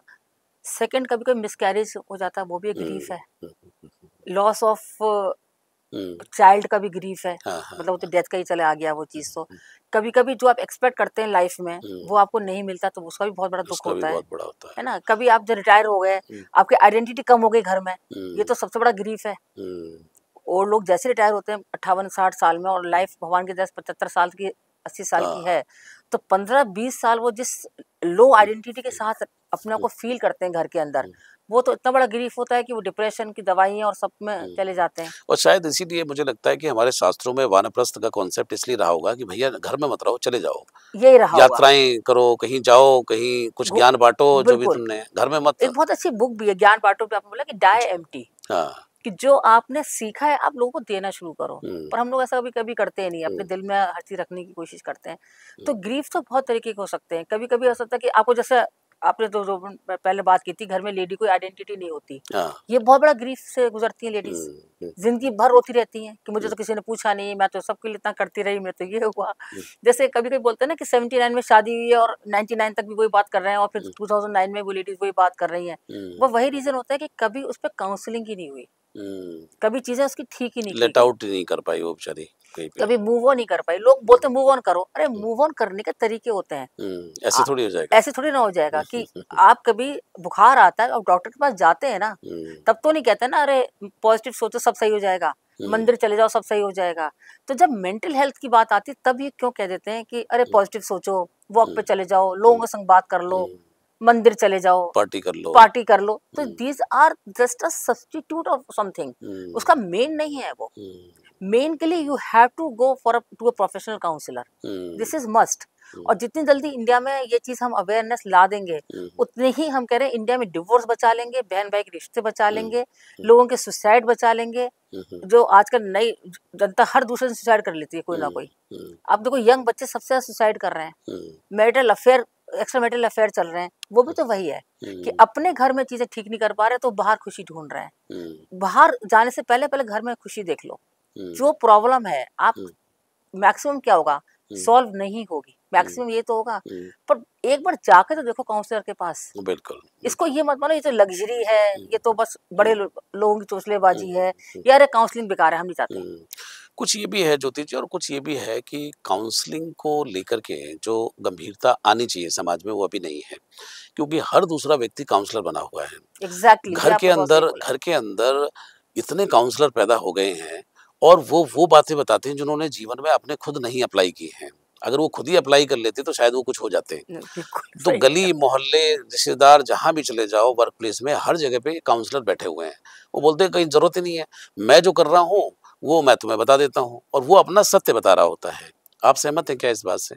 बिल्कुल सहमत हैं। हम्म, जैसे कहते हैं जिसने कभी बिजनेस नहीं किया वो हम्म, बिजनेस कोच बना होता है। जी बिल्कुल। ये एक सिंपल सी बात आप देखिए हमारे हम्म, भारत में हम्म, हर दूसरा व्यक्ति डॉक्टर है। हम्म, आप बोले मेरे पेट में दर्द है, हम्म, वहाँ 10 लोग बैठे होंगे, 10 आपको बता देंगे हम्म, अजवाइन खा लो, काला नमक खा लो, हम्म, सोडा पी लो, इनो पी लो, वो आपको 10 चीज बता देंगे। हम्म, एक बंदा ये नहीं कहेगा भाई डॉक्टर को दिखा लो, हम्म, हो सकता है कुछ प्रॉब्लम हो रही हो। कुछ प्रॉब्लम हो रही है, बिल्कुल। अब जैसे मेंटल हेल्थ में जब हम बात करते हैं एंग्जाइटी की, हम्म, तो मेंटली तो हम परेशान होते ही हैं क्योंकि हम्म, हमारे हार्मोन जब रिलीज हो रहे हैं हमारी बॉडी पर आते हैं, हम्म, उसमें हमारी हार्ट बीट बढ़ जाती है। आप देखते हैं कभी परेशान होते हैं तो कंटिन्यूस हार्ट बीट बढ़ी रहती है, जी बिल्कुल। कंटिन्यूस हमारे दिल पे भारीपन लगता है, हमारे पेट गड़बड़ होगा, hmm, hmm, infection in the hmm, stomach हो जाता है क्योंकि हार्मोन रिलीज हो रहा है वो वाला। हम्म, हम जाते कहाँ हैं? हम्म, डॉक्टर के पास। हम्म, हम कभी ये नहीं सोचते कि हम काउंसलर के पास चले जाएं हम्म, क्योंकि हम फिजिकल पे ही फोकस कर रहे होते हैं, कभी ये नहीं सोचते इसका रूट कॉज क्या है। हम्म, अब जैसे कभी कोई काउंसलिंग पर आते हैं और वो मुझे अपने सिम्टम्स बताते हैं कि हमारे को आजकल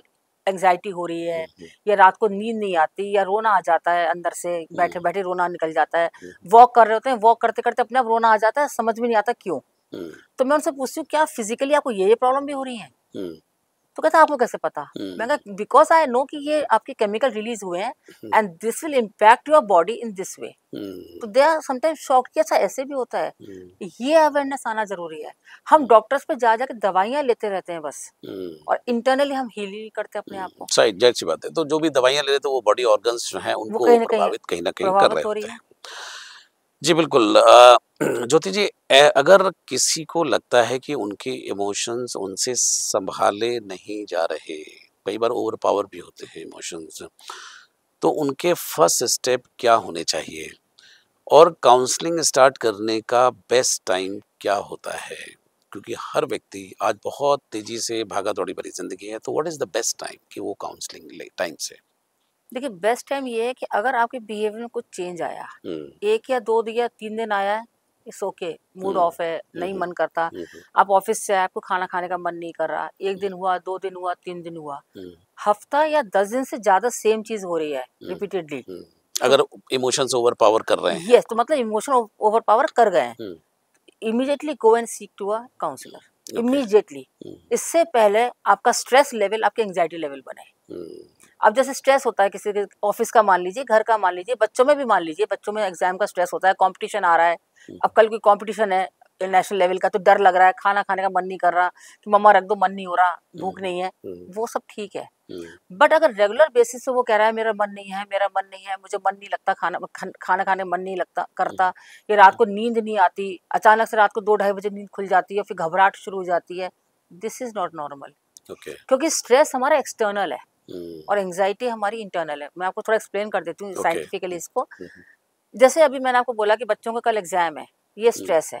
हुँ, कल मुझे प्रेजेंटेशन देनी है ऑफिस हुँ, में, ये स्ट्रेस है। ओके। कल घर में मेहमान, 20 लोगों का खाना बनना है, मेहमान आने हैं और ये अच्छा स्ट्रेस खाना है। बन जाए, तो ये हुँ, स्ट्रेस है हुँ, लेडी के लिए। हुँ, तो ये स्ट्रेस अच्छा है कब? जब तक वो आपको पुश कर रहा है हुँ, अच्छा परफॉर्म हुँ, करने के लिए, एक किक दे रहा है आपको। हुँ, किक दे रहा है हुँ, हुँ, एग्जैक्टली कि भाई मैं अच्छा पढ़ लूँ, मैं कल हुँ, निकल जाऊंगा, हुँ, अच्छे से तैयारी कर लूँ, कुछ सेमी बना के रख लूँ चीजें, हुँ, जिससे कल खाना टाइम से बन जाए, हुँ, प्रेजेंटेशन 2 बार रिवाइज कर लूँ जिससे मैं अच्छे से बोल मॉक पाऊँ। मॉक करके बिल्कुल। वहां पे प्रेजेंट कर पाऊँ। हुँ, हुँ, तो ये स्ट्रेस आपको आगे लेके जाएगा। हुँ, बट अगर यही स्ट्रेस आपको दूसरी फॉर्म में आ गया हुँ, कि अगर मैं प्रेजेंटेशन नहीं दे पाया हुँ, और वहां पे लोग मुझे पे हंसने लगे, हुँ, और हुँ, मेरे बॉस ने मेरी क्लास ले ली फिर, हुँ, और मेरी जॉब चली गई, हुँ, तो मैं क्या करूंगा? तो फिर चिंता मेरी लग ईएमआई कैसे जाएंगी, मेरे बच्चों की फीस कैसे जाएगी, हुँ, कार की लोन कैसे करूंगा? चिंता। चिंता, तो कहते हैं चिंता चिता समान होती है, हुँ, वो चीज शुरू हो जाती है फिर, हुँ, वो एंग्जाइटी आएगी, उसमें हार्ट बीट बढ़ जाएगी, शिवरिंग शुरू हो जाएगी। That is the problem. तो स्ट्रेस लेवल एक हद तक है तो ठीक है, हुँ, बट अगर वो स्ट्रेस लेवल क्रॉस कर गया, तब तक हुँ, आपके कंट्रोल में है, तब तक वो स्ट्रेस है। Hmm, as soon as it becomes out of control it becomes anxiety. ओह! तो ये जो पतली सी लाइन है, एक हुँ, छोटी सी एक बारीक लाइन है स्ट्रेस और एंग्जाइटी की, हुँ, इससे पहले स्ट्रेस एंग्जाइटी बने, go and seek to a counsellor, straight hmm, away go to a counsellor. Hmm, मैं हमेशा बोलती हूँ काउंसलिंग को ये मत सोचो हम तो काउंसलिंग खुद ही घर पर कर लेते हुँ, हैं, जो आपने बोला हर गली बिल्कुल। मोहल्ले में काउंसलर्स बैठे हुए हैं। हुँ, एक प्रोफेशनल काउंसलर, और देखिए मैं मानती हूँ हर बंदा अपनी तरह से अच्छी सलाह देगा। सलाह देना और प्रोफेशनली सलाह देने में फ़र्क होता है, और हम तो सलाह देते भी नहीं है। मतलब हम तो सुनते हैं और उसके बाद उसी के थॉट प्रोसेस को शिफ्ट करते हैं, क्योंकि we are not judgemental people, हम जज नहीं कर सकते। इसलिए मैरिज काउंसलिंग हमारे यहाँ बहुत सक्सेसफुल होती है। बिल्कुल, कह सकते हैं कि आपके मन के अंदर जो बिखरी हुई चीज़ें हैं, उनको हम व्यवस्थित कर देते हैं। बिल्कुल एग्जैक्टली कि जो पूरा बिखरा हुआ है माइंड, आपने बहुत सही सेंटेंस बोल दिया एक ही चीज में। जैसे कहते हैं ना, आपने गागर में सागर भर दिया, कि जो अंदर से सारी बिखरी हुई है उसको व्यवस्थित करके अलाइंड कर देते हैं। तो जो सोच है वो उसको लगता है कि नहीं ये सिर्फ सोच है मेरी, या ये सच है। क्योंकि आधी चीजें तो सिर्फ सोच होती हैं। जैसे मैंने आपको बोला कि एंग्जाइटी बन गई क्यों, कि अगर मैं अच्छा प्रेजेंट नहीं कर पाया तो क्या होगा, वो खाली सोच है। वो जरूरी थोड़ा ना ऐसा कुछ हो लाइफ में। और एंग्जाइटी में फिर हार्ट प्रॉब्लम होने लग जाती है, डर लगने लग जाता है, वो सब होता है। बिल्कुल जी। ज्योति जी, आजकल हर एज ग्रुप, चाहे वो छात्र हों, वर्किंग प्रोफेशनल्स हों, हाउसवाइफ्स हों, सभी किसी न किसी स्ट्रेस से गुजरते हैं। क्या डे टू डे स्ट्रेस के लिए भी काउंसलिंग लेना सही रहेगा? और हर ग्रुप के स्ट्रेस को समझने का अप्रोच काउंसलिंग में कैसे अलग होता है? बिल्कुल, देखिए हर अप्रोच इसलिए अलग होता है कि काउंसलिंग कोई जनरलाइज चीज नहीं है ओके। कि आपने एक कॉमन दवाई बना रखी है 5 और हाँ, वो आपने सब हर पे हर अप्लाई कर किसी को दें। पकड़ा दिया। क्योंकि लोग, मैंने आप एक पहले भी टॉक शो में बोला है कि हुँ, लोग वो देखते हैं यूट्यूब और हुँ, उसमें से कुछ भी म्यूजिक निकाल लेते हैं, हुँ, स्ट्रेस रिलीज करने का म्यूजिक, हुँ, और वो सुनना शुरू कर देते हैं। हाँ, आपको कैसे पता कि आपके ब्रेन के लिए यूजफुल है? हुँ, आपको जब पेट में दर्द है, या आपको जब डायबिटीज है, आपको अगर बीपी है, तो क्या आप ऑनलाइन देखकर या यूट्यूब पर देखकर आप दवाइयाँ लेते हैं? कभी भी कभी नहीं लेते। आप डॉक्टर के पास जाते हैं कि पता नहीं दवाई रिएक्ट ना कर जाए, हुँ, आपको ये डर होता है। सेम वे आपके ब्रेन में भी गलत म्यूजिक चला गया, हुँ, गलत हार्मोन रिलीज हो गया, हुँ, तो वो रिएक्ट कर जाएगा। हुँ, तो एक तो ये समझ लेना चाहिए कि ये एक बहुत ही एक साइंटिफिक चीज़ है। हुँ, इट्स नॉट कि हमने 5 म्यूज़िक कोई है हमारे पास और हमने हर किसी पे चला दिया, इट्स नॉट लाइक दैट। हुँ, ये बड़ा कस्टमाइज़ होता है। वही म्यूज़िक हो सकता है मिस्टर ए को 5 मिनट के लिए चाहिए, मिस्टर बी हुँ, को 2 मिनट के लिए चाहिए, और मिस्टर सी को शायद 6 मिनट्स के लिए चाहिए। तो हुँ, ये हम डिसाइड करते हैं उसका ब्रेन को समझ के, उसका थॉट प्रोसेस को समझ के, उसके हुँ, इमोशंस को समझ के, हुँ, उसका फ़ियर क्या है, ट्रॉमा क्या है, चाइल्डहुड ट्रॉमा है क्या कोई, या सेल्फ मेड ट्रॉमा है। हुँ, कई बार सेल्फ मेड भी हो जाता है कि हुँ, मेरी वाइफ, अब आजकल जैसे लड़कियों का कुछ ऐसी हरकतें हुई हैं कि किसी को हुँ, मर्डर कर दिया, किसी को हुँ, कुछ कर दिया, तो अब सेल्फ मेड फियर बन गया है लड़कों के दिमाग में, हुँ, ये ऐसा ना कर दे। अब वो हमेशा शक की नज़र से देखता रहता है अपनी वाइफ को। हुँ, जैसे पहले लेडीज देखती रहती थी, अब लड़के देखते रहते हैं। हुँ, उसकी हर हरकत को नेगेटिव भी सोचता है कि हुँ। मुझे बिना बताए कहीं जा रही है, कि उसका कोई बॉयफ्रेंड तो नहीं है, कोई इसका ये। प्लानिंग तो नहीं चल रही है, कोई साजिश तो यस, नहीं तो हो रही। ट्रस्ट फैक्टर खत्म हो गया है। हुँ, तो ये तो हर मोमेंट पे मुझे लगता है, स्टूडेंट्स हों, टीचर्स हों, the professionals means hmm, IT professionals हों, कोई भी हो, हुँ, counselling should be must. Hmm, और उसके लिए वही अवेयरनेस बहुत ज़रूरी है।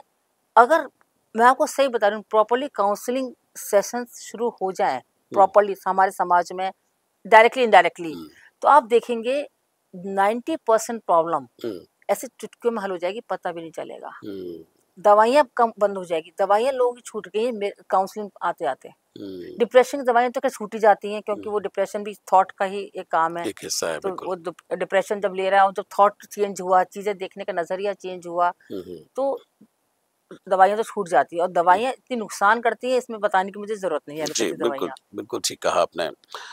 अ, आपके सेशन में कोई ऐसा मोमेंट या कोई ऐसी स्टोरी, जो कि आप लगातार सेशन करती रहती हैं, कोई ऐसी स्टोरी है जो आपको इमोशनल कर गया हो, कोई ऐसी केस स्टडी हो, जहाँ काउंसलिंग से किसी की ज़िंदगी बदल दी हो? ये बहुत बढ़िया क्वेश्चन है। और एक ऐसे तो देखिए बहुत सारे जब आते हैं, जी। तो हम दिल से सुनते हैं, और तो दिल हुँ, में लगती है चीज़ें, हुँ, पर हुँ। कभी-कभी ऐसा होता है जो दिल दिमाग के पूरे मानस पटल पे घूम जाती है जी, पूरी, और वो बिल्कुल। निकलती नहीं है। हुँ, हुँ। एक लड़का आया था मेरे पास अराउंड 17-18 साल का। ओके। तो वो कहता था मैं जी क्यों रहा हूँ? हुँ, हुँ, मैं क्यों जी रहा हूँ? मुझे हुँ, किसके लिए जीना है? हुँ, मुझे कुछ करने का मन नहीं हुँ। करता। बहुत कुछ उसने बोला। इस तरह की फीलिंग से भी यंगस्टर जुड़े 17-18 हुए हैं। साल का हुँ, बच्चा, आप सोचिए कि आई एम 17-18 गुड फॉर साल का, नथिंग। हुँ, जिसकी लाइफ अभी शुरू भी नहीं हुई है, जी। वो कह रहा है मैं जी ही क्यों रहा हूँ इस दुनिया में। हुँ, धीरे-धीरे पूछा क्या बात है? कहता है कुछ नहीं, बस जीने का मन नहीं करता, कुछ करने हुँ, का मन नहीं करता। हुँ।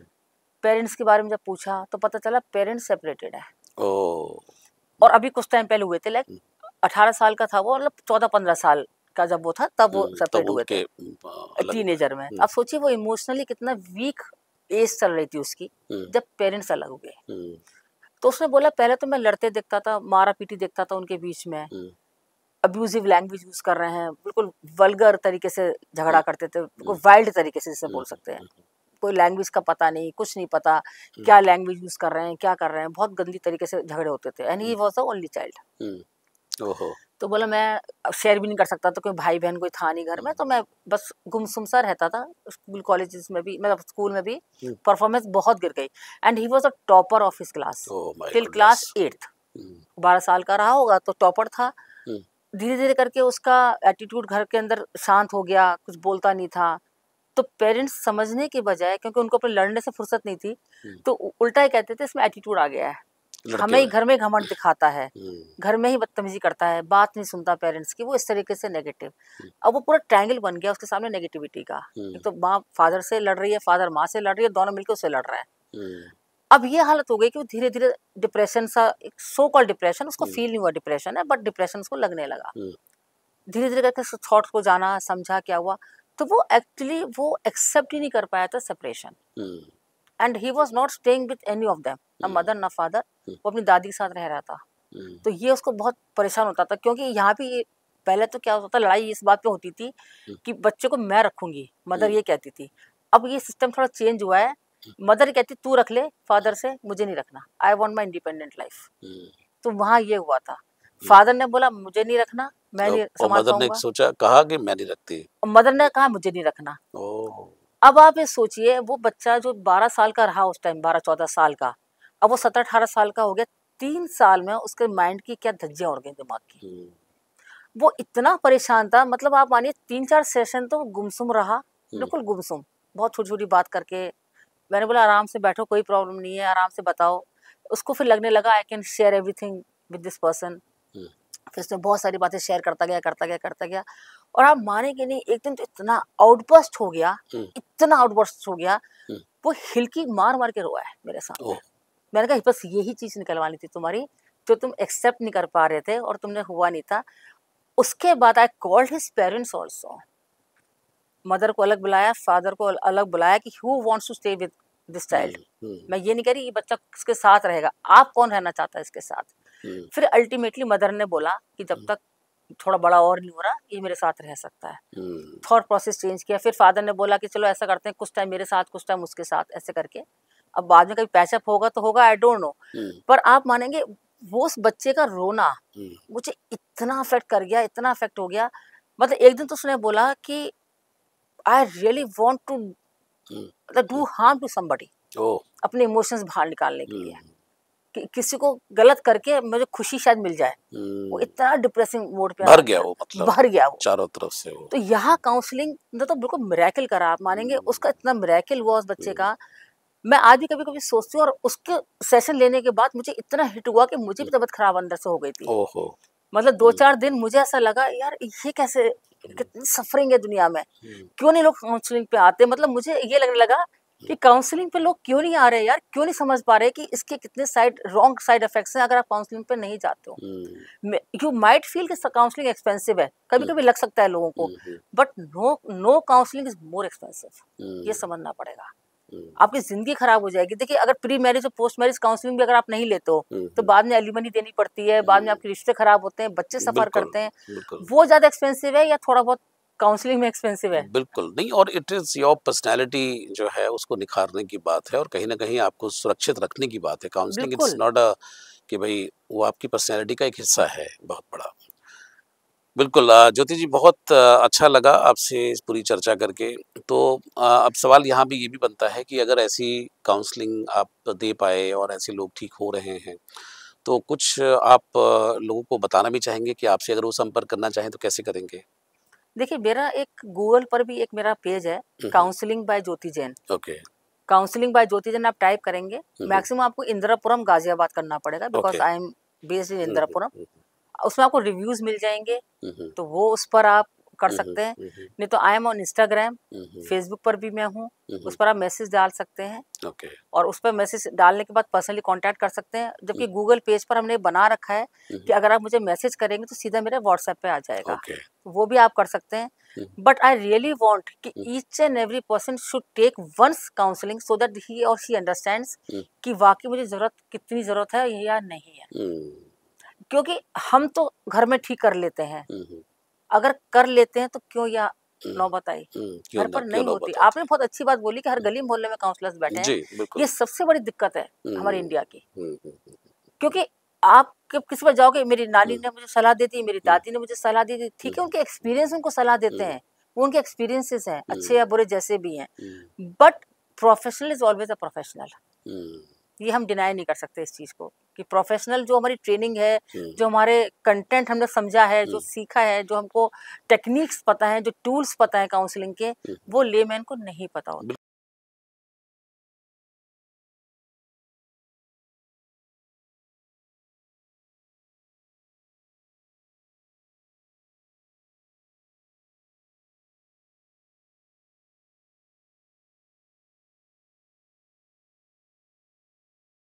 वो एक्चुअली गंभीर जो किसी एक खास मुद्दे को लेकर के, बिकॉज जनरलाइज नहीं कर सकते हर चीज़ को, इसीलिए शायद काउंसलिंग की ज़रूरत है कि you have to be focus, जो प्रॉब्लम है उस पर फोकस करके उसका जो भी निदान है या उसका भी जो मार्गदर्शन है वो मिलना चाहिए।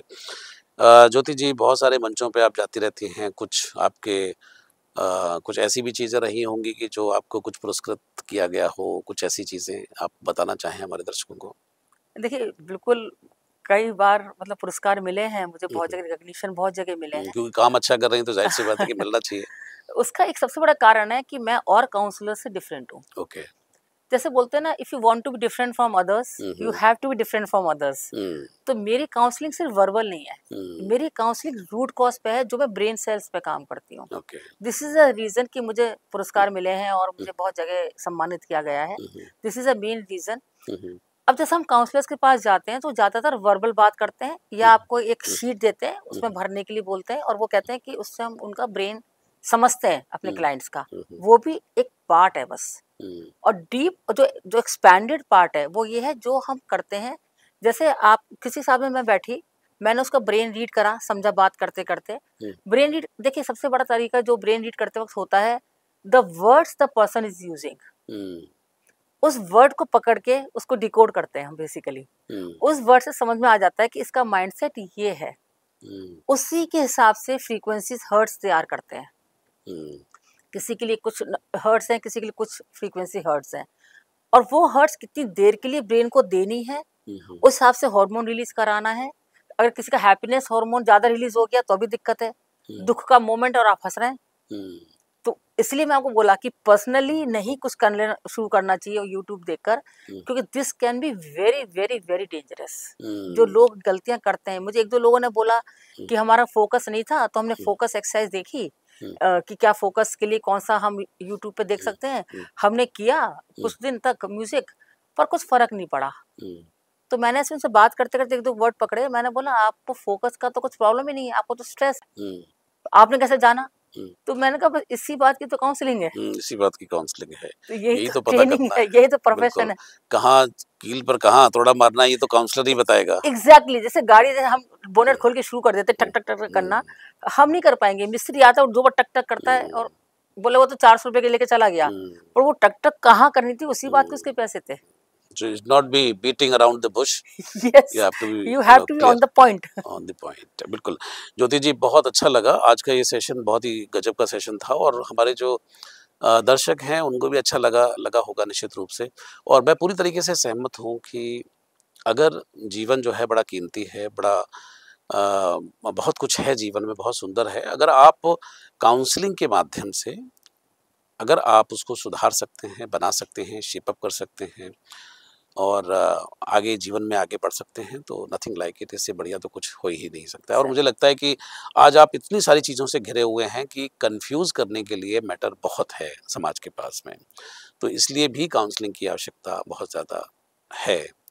और दूसरा ये है कि आप जब किसी भी सिचुएशन में फंसे होते हैं या किसी भी सिचुएशन में हैं, तो वहाँ पर कई बार व्यक्ति ब्लैंक भी हो जाता है, उसको नहीं समझ में आता है, और अगर उसको वो कैरी फॉरवर्ड करे तो या तो वो काउंसलर के पास जाकर के ठीक हो सकता है, और या फिर वो कहीं न कहीं एक ठहरे हुए पानी के तरीके से अपने आप को बर्बाद कर सकता है और कहीं न कहीं सिंक हो सकता है।